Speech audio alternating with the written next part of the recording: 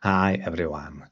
As I mentioned in the previous video, it's currently July 2025, and during this holiday period, I don't have as much time for complex tutorials.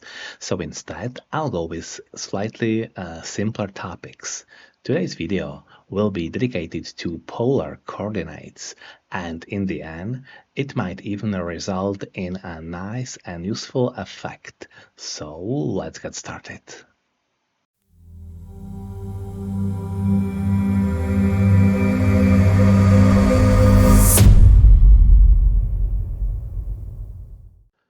To start, I'd say this video basically comes from a shorter chapter of my book dedicated to shaders for Godot engine. So if you already have the book, you probably won't learn too many new things. On the other hand, it might be helpful to observe the individual development steps during the commentary. I've also added one or two improvements that make this effect a bit more interesting. Alright, so what could I briefly say about coordinate systems?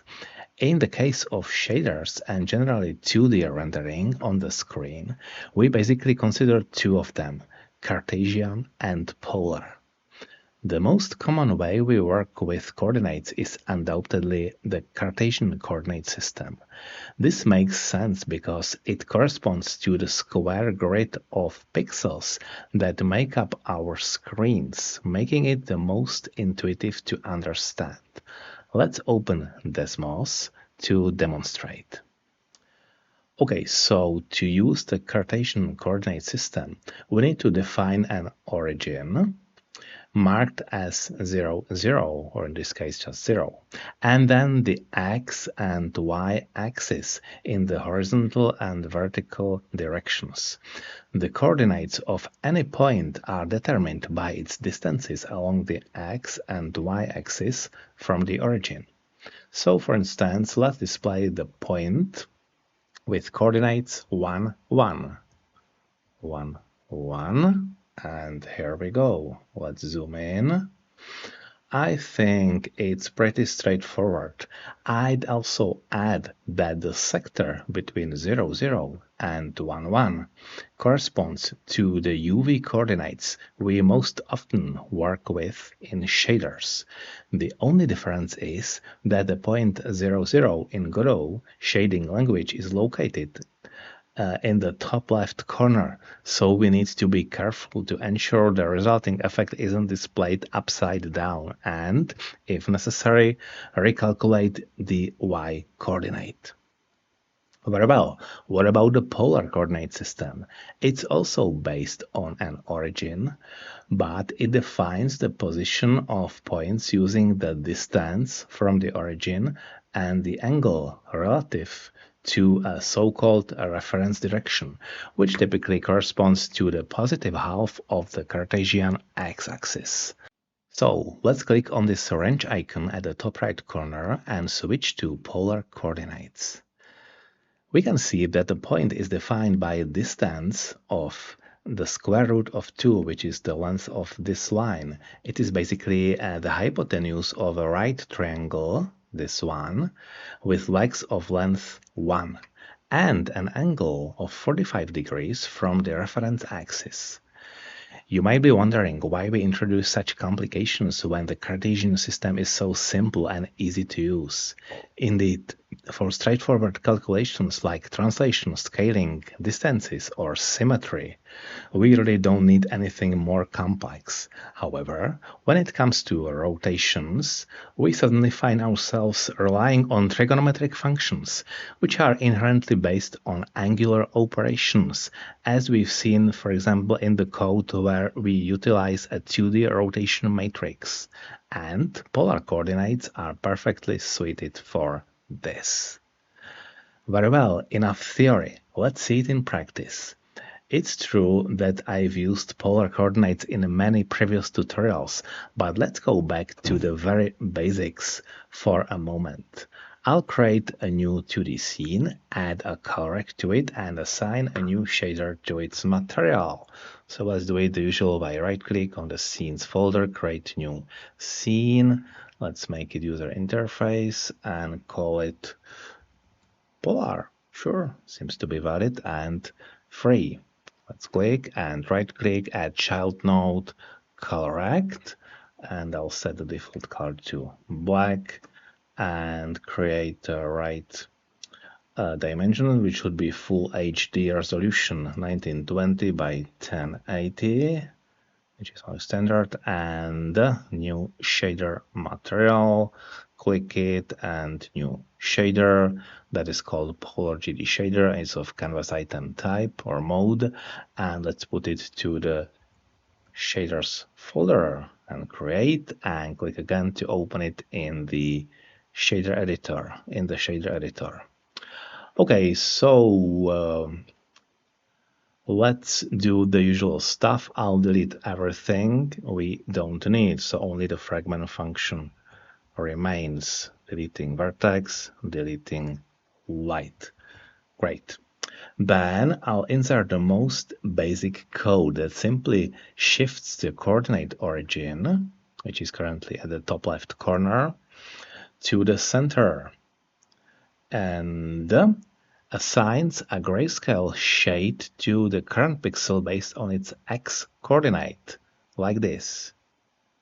So first, vec2 uv is simply uv minus 0.5, shifting the origin to the center, and now assigning the final color, which is vector 4. And now we need vector 3 with all three components the same uv dot x, and 1 for the alpha channel. Wait for it, and here we go. So far, there is nothing special here. We know that the coordinate origin 0, 0 is in the center, so x is now in the range of negative 0.5 to positive 0.5, which corresponds to colors. On the left are negative values, meaning black. And on the right, the values gradually increase up to 0.5. To convert the result into polar coordinates, we perform this transformation. Vec2 polar is vec2, and the components are first atan with arguments uv y and uv x. That's the angle, and now the length of the UV vector. Okay, and to see it here in action, let's change UV here to polar vector.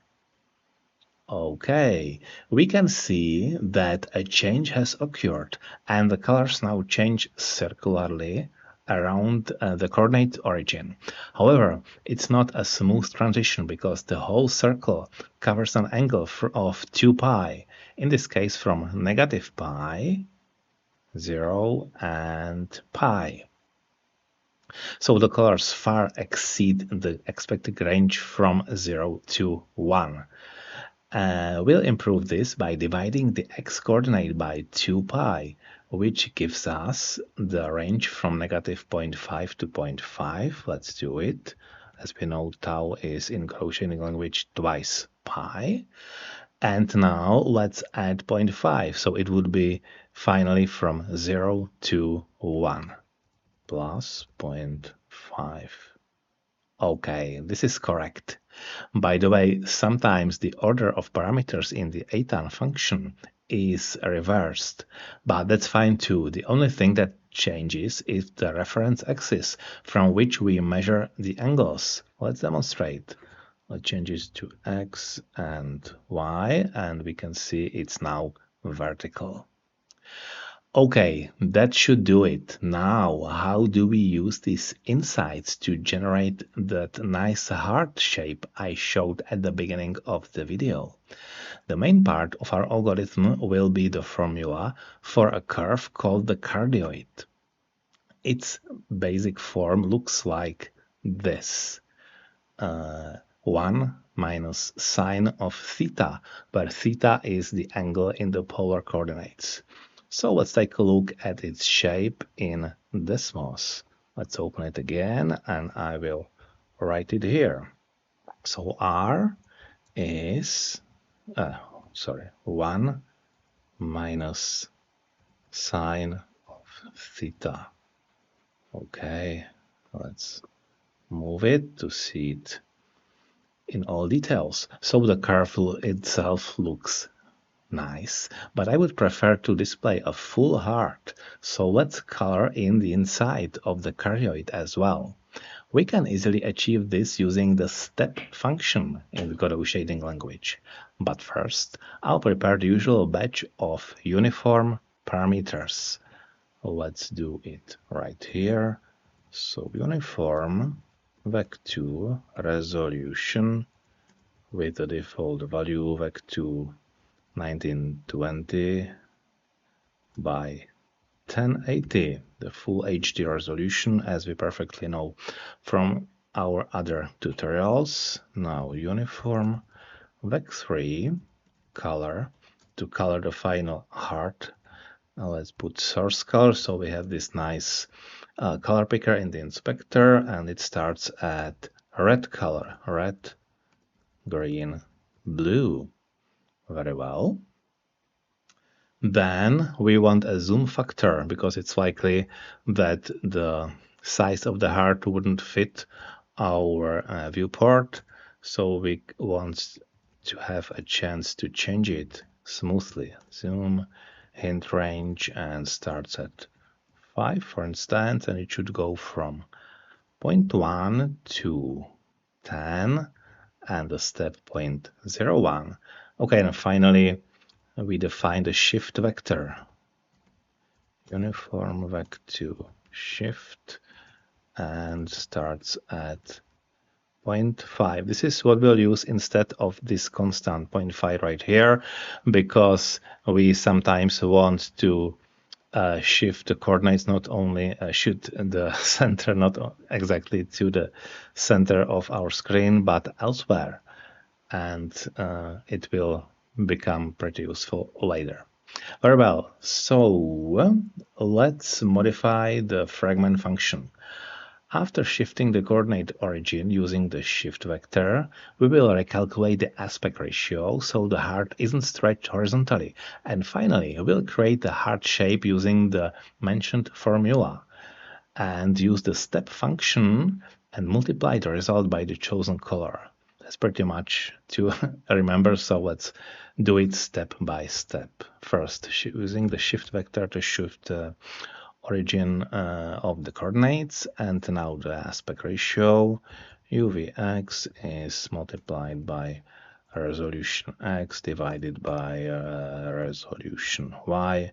Again, this is pretty much known to those who've been watching the previous tutorials. Very well, and now we won't need this, but let's keep it there for the time being. Let's define the theta angle, and this is simply this formula, atan, but this time we will keep the original order, so it would be uvy and uvx. Okay, and now the distance, and as we know, its float r is 1 minus sine of the angle theta. Very well, and let's define the result using the step function. Float result is step of the length uv and r divided by the zoom factor. So this is what we want to display, and before we do that, we want to multiply this full value by the color vector, so we will get the final vector which has the expected color. Color is vector 4, and as I said, result multiplied by color and 1 for the alpha value. Okay, and we want to get rid of these two lines. And here it is, our cardioid, which is filled with a red color. And we can see that what I mentioned at the beginning has happened. The image, the image is upside down because the function assumes 0 is at the bottom and 1 is at the top. So we can easily fix this by adding this line right after the aspect ratio adjustment. UVY is negative UVY. That's much better. But I would say the heart doesn't really look like this. In fact, this shape resembles something entirely different. So maybe we should improve our function a bit. There are many formulas for different types of cardioids and entire websites dedicated to this topic. So I simply picked one formula and rewrote it in the Godot shading language. It looks like this. Let me just write it out. So it would be R is sine theta, and let's put it to the next line, times square root of absolute value of cosine of theta, and we are not finished. Where it goes here, and divided by sine, sine of theta plus 7 divided by 4.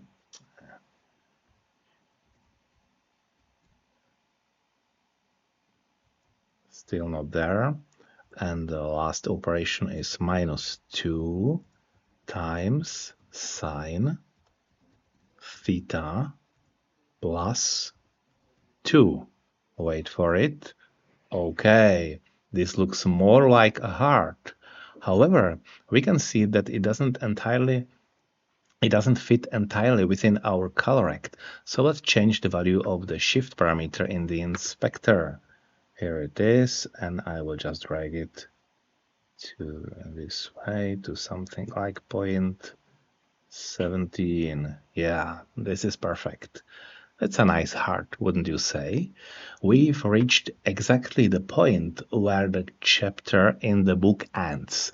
But, as I promised, we'll make 2 more improvements.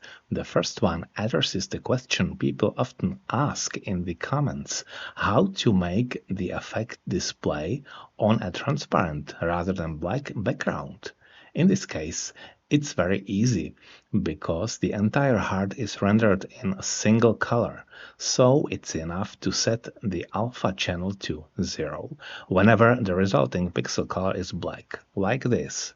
Let's go to the final line, and it would be this ternary operation. Result is greater than 0, so it's not black in this case. Let's make it 1, otherwise 0. Wait for it. Yeah, that was really simple. So what about the second thing? It might be useful to add a simple beating heart animation with an adjustable speed. For example, in our game, this could symbolize a major loss of health points or another danger threatening the player. So first, let's add a parameter for the speed right here. Uniform float. Speed with a hint range and the initial value, for example, 10. Crap. Okay, and the hint range would be from 0 to, let's say, 20, and the step can be 0.1, no problem. And we'll improve our formula. It will be actually very simple change. So here, where I have divided by 4, let's change it to 4 plus sine of the time variable multiplied by the speed parameter, and that's basically it. Wait for it. Okay, it's beating. Now, when we try changing this parameter in the inspector, The heartbeat speed will change accordingly, like this. Very fast, very slow, or we can even stop it completely. And of course, we would most likely control this parameter from our game directly from the GDScript, so it would just react to the events in the game. And that's all for now. Thank you very much for watching. We could experiment more with the cardioid formula to achieve more interesting effects by changing the shape of the heart. But that's something everyone can try as a homework, for instance. This definitely wasn't the last time we dealt with polar coordinates, and we'll surely explore more useful applications later on. For now, take care and good luck with your projects, and I'll see you in the next video.